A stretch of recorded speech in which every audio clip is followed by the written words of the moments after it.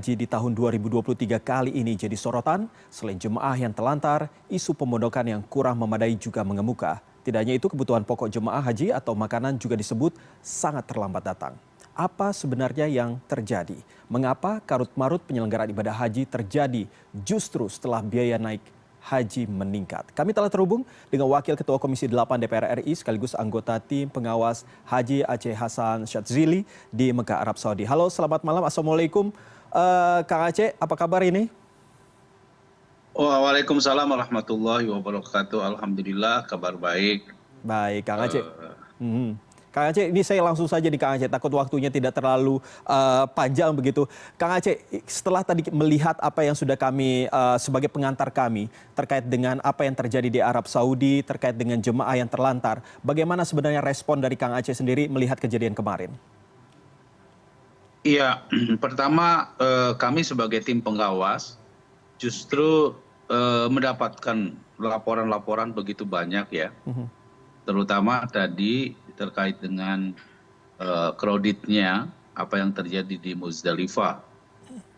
Bis yang biasanya menjemput pada pagi hari yang memasuki Muzdalifah itu mengalami keterlambatan, dan keterlambatan itu disebabkan karena kemacetan dari jalur dari Arafah ke Muzdalifah, di mana jemaah haji Indonesia memang dalam pergerakannya itu harus diangkut oleh bis yang akan membawa mereka dari Muzdalifah ke Mina. Ya.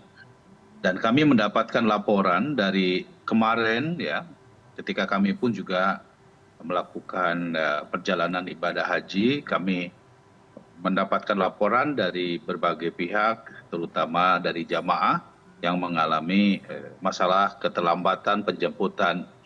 Nah, implikasi dari keterlambatan penjemputan ini tentu ke dalam berbagai hal. Pertama, tentu ketersediaan dari logistik ya. Biasanya memang kalau kondisi normal, ketika dari Arafah ke Muzdalifah gitu ya, para jamaah haji Indonesia biasanya mereka mabit atau diam ya selama beberapa jam sambil sholat subuh di Muzdalifah dan mengambil kerikil-kerikil ya untuk dipergunakan dalam kaitannya dengan jamaroh di Mina. Nah, ini kemarin mengalami keterlambatan sehingga ada beberapa di antara para jemaah haji kita yang tidak bisa terangkut, terbawa untuk dibawa ke Muzdalifah ya, ke Mina ya. Dan ini penyebab utamanya tentu adalah ketersediaan dari bis yang bisa membawa para jemaah. Memang kita saksikan sendiri bahwa memang pada saat puncak haji dari Arafah ke Muzdalifah itu ya, semua jemaah haji bergerak pada titik yang sama gitu ya, yaitu ke Muzdalifah untuk melakukan mabit, dan setelah itu ada yang kemudian berangkat ke Masjidil Haram untuk melakukan tawaf ifadah, ada yang juga kembali ke Mina untuk melakukan mabit gitu. Tetapi pertemuannya itu pasti di Muzdalifah ini. Nah, penyebab utamanya sesungguhnya adalah memang keterlambatan akibat dari kemacetan yang sangat luar biasa yang terjadi di Muzdalifah tersebut gitu. Nah, tentu implikasinya kita tahu bahwa jika hal tersebut terjadi, keterlambatan pasti akan juga mempengaruhi terhadap ketersediaan logistik gitu ya, karena memang dari sejak awal di Muzdalifah ini tidak disediakan logistik khusus, karena mereka hanya beberapa jam saja akan melakukan mabit di Muzdalifah, dan setelah itu mereka akan ada yang ke hotel, ada yang ke ke Mina, dan ada pula yang memang langsung melakukan jamaroh. Nah, kami Komisi 8 dari sejak rapat persiapan selalu mengingatkan kepada pemerintah, terutama kepada Kementerian Agama, untuk melakukan upaya eh, melakukan plan yang lain jika terjadi kedaruratan seperti ini begitu. Nah, salah satunya misalnya kita harus pastikan bahwa ada berbagai petugas yang dipersiapkan memang untuk dapat mengurai berbagai persoalan, terutama soal ketersediaan dari bis tarodudi ini gitu Oke. ya. Dan sesungguhnya masalah ini bukan hanya terjadi traffic, ini kan sebetulnya bukan hanya terjadi pada jamaah Indonesia, hanya memang karena jamaah Indonesia merupakan jamaah terbesar di Arab Saudi ini, itu yang paling terkena dampaknya begitu. Oke, Kang Aceh tadi mengatakan bahwa sebenarnya dari tim pengawas haji sendiri sudah memberikan plan begitu apabila terjadi kedaruratan seperti yang terjadi kemarin Betul. begitu. Lalu sebenarnya Ya. kalau dilihat dari realisasinya di lapangan, apakah benar-benar bekerja plannya tersebut? Mengingat bahwa ternyata ya sama saja sampai 10 jam begitu para calon haji dan sekarang sudah haji ini justru harus menunggu cukup lama dan itu dalam keadaan yang luar biasa panas pada waktu itu. Ya, tentu plan yang kita dorong sesungguhnya memang memastikan bahwa ada upaya yang lebih cepat gitu ya, yang dilakukan oleh terutama saya kira penyelenggara ibadah haji dari pemerintah kita untuk misalnya segera untuk melakukan evakuasi begitu ya. Namun demikian tentu kita juga bisa memahami mengapa kesulitan untuk bisa menembus kemacetan tersebut, karena jangankan bis ya, kami mendapatkan informasi misalnya ambulan pun agak kesulitan untuk bisa masuk ke area di mana terjadinya keterlambatan penjemputan tersebut begitu. Oke. Nah, memang salah satu yang kemudian menjadi komplain yang dilakukan oleh Kementerian Agama kepada pihak masyarik atau pihak penyelenggara haji yang ada di Arab Saudi ini adalah soal memastikan adanya kebutuhan yang harusnya memang disediakan, misalnya setidaknya ada air minum gitu ya, pasokan air minum ya, kalau memang makanan memang tidak dipersiapkan, tetapi seharusnya memang pasokan air minum harusnya sudah bisa diberikan di situ gitu. Oke. Atau setidaknya di situ ada posko-posko yang memang dipersiapkan dalam rangka mengantisipasi hal-hal seperti begini begitu. Kang Aceh, ini kan sudah terjadi, baik itu keterlambatan makanan, termasuk adalah calon haji ataupun yang sekarang sudah kita sebut sebagai haji ini terlantar begitu ya di sana.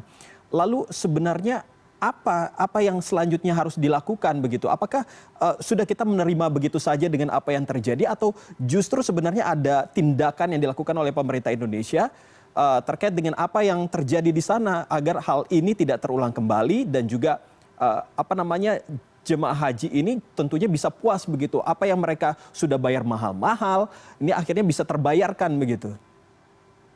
Iya, salah satu argumen yang selalu disampaikan oleh pemerintah kepada kami adalah mereka mengembalikan kepada pihak Arab Saudi ya, terutama pihak syirkah atau masyarik ya. Jadi panitia penyelenggara, penyedia dari layanan-layanan tersebut. Misalnya soal keterlambatan penjemputan, ya itu disebabkan karena selain kondisi traffic, tetapi juga memang para penyedia bisnya yang memang saya kira harus dievaluasi ulang ya. Pertama itu. Yang kedua, misalnya soal tadi disebutkan di awal adanya jumlah tenda yang di luar kapasitas daya tampung jamaah haji gitu ya. Ini pun juga menjadi concern kita ya. Kenapa? Karena terus terang saja saya sendiri kemarin memimpin sebagai tim pengawas, saya memimpin pengecekan ya. Pengecekan dari beberapa fasilitas pendukung selama di Arafah, Muzdalifah dan Mina. Ya, dan kita ingatkan kembali gitu ya. Misalnya pertama soal ketersediaan tenda. Tenda harus sesuai dengan kapasitas yang diperuntukkan bagi jumlah jamaah hajinya. Misalnya jangan sampai misalnya satu kasur dipergunakan untuk 2 orang. Itu kan sebetulnya sudah menyalahi aturan, menyalahi kesepakatan gitu. Misalnya daya tampung satu kloter yang seharusnya satu kloter itu 450 jamaah, misalnya, tetapi ternyata daya tampungnya hanya 400, kan harus dipikirkan 50 orangnya mau tidur di mana gitu ya. Oke. Nah, ini semua sesungguhnya telah kami ingatkan ya kepada Kementerian Agama di dalam rapat-rapat persiapan Armusna pada 2 hari sebelumnya, bahwa kedaruratan semacam ini harus diantisipasi dan dimitigasi oleh pihak petugas haji itu. Tetapi ya kita tahu bahwa salah satu yang selalu menjadi argumen dari pihak Kementerian Agama ya karena ini dikembalikan kepada pihak masyarik ya, kepada pihak penyedia layanan di Arab Saudi. Tentu saya kira argumentasi itu tidak menjadi nggak bisa dijadikan sebagai pegangan. Artinya kalau kita misalnya tidak tidak memiliki daya tawar yang tinggi terhadap para penyedia layanan tersebut, maka ya sebaiknya ya mereka dievaluasi gitu loh untuk penyelenggaraan tahun depan ya. Kami dengan beberapa teman-teman anggota DPR yang melakukan pengawasan hingga saat ini juga menemukan misalnya jumlah toilet yang kita harapkan kapasitasnya lebih baik, lebih besar, ternyata tidak gitu ya. Kemudian kami kan dalam rapat terakhir juga meminta supaya bagi jamaah lansia yang ingin melakukan lempar jamaroh itu disediakan alat pendukung lainnya, seperti kalau lansia ya pakai golf car ya atau memakai kursi roda, tetapi ya kita tidak menemukan itu dilakukan secara maksimal. Tentu ini akan menjadi catatan kami dalam konteks penyelenggaraan haji tahun depan. Hal-hal semacam ini tidak boleh terjadi begitu. Apalagi jika terjadi keterlambatan distribusi logistik kepada para jamaah. Saya nggak bisa membayangkan ya para jamaah kita sudah mereka terlambat di Musdalifah untuk untuk dijemput, terus datang ke Mina pun mereka harus kesulitan untuk mendapatkan tenda karena tendanya sudah diisi oleh orang-orang yang memang telah duluan datang gitu. Nah, sehingga mereka harus berjejalan berada di tenda Mina tersebut. Nah, hal-hal semacam ini nanti akan menjadi evaluasi kami ya agar tidak boleh terjadi, dan sekarang pun kita terus mendorong kepada Kementerian Agama, terutama kepada para petugas, agar ya mereka punya inisiatif gitu loh, untuk bisa memastikan para jamaah kita ini betul-betul terlindungi, terutama kelompok lansia yang jumlahnya cukup besar gitu. Kang Aceh, sebenarnya sudah ada permintaan maaf belum dari pemerintah kepada seluruh jamaah yang kemarin sempat mengalami hal-hal yang tentunya tidak diinginkan? Secara terbuka sih kami masih belum mendengar ya permintaan maaf tersebut, dan bahkan memang seharusnya yang dilakukan adalah segera untuk memperbaiki manajemen penyelenggaraan haji ini ya, misalnya mendesak kepada penyedia layanan supaya mereka bisa melakukan langkah-langkah perbaikan, karena kita tahu bahwa mereka di Mina ini tinggal masih ada 2 hari lagi ya, karena kan mereka harus melakukan pelemparan jumroh, baik yang akan melaksanakan jamaroh ya, Jumratul Ula, Wusto maupun Aqobah dalam 2 hari ke depan ini.